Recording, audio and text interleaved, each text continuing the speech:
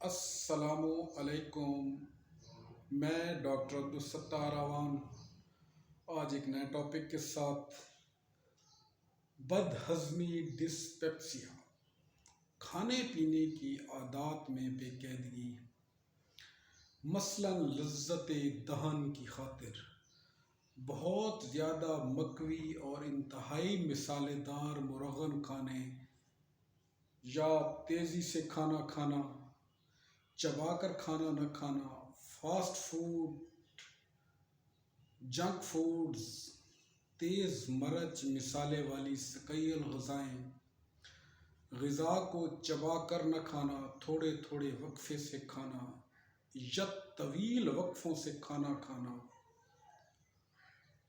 معدے کو خالی رکھنے سے بھی بد ہضمی کا عارضہ لاحق ہو جاتا ہے۔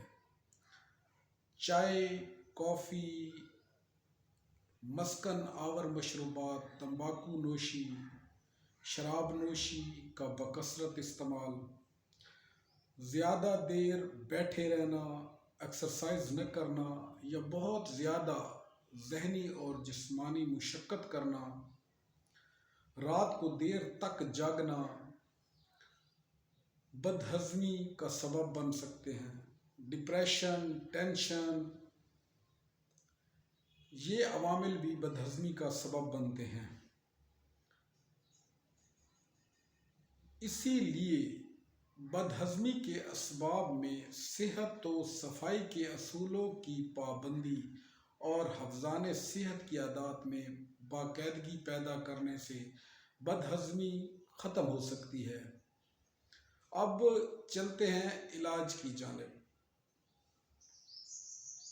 علامات ادویاتی علاج میں نقص، کاربوویج، نیٹرم فاس، میگمیور، ایلیم سٹائوا، میگنیشیا فاس، سٹرامونیم، سلفر بد ہضمی کا بہترین علاج ہیں۔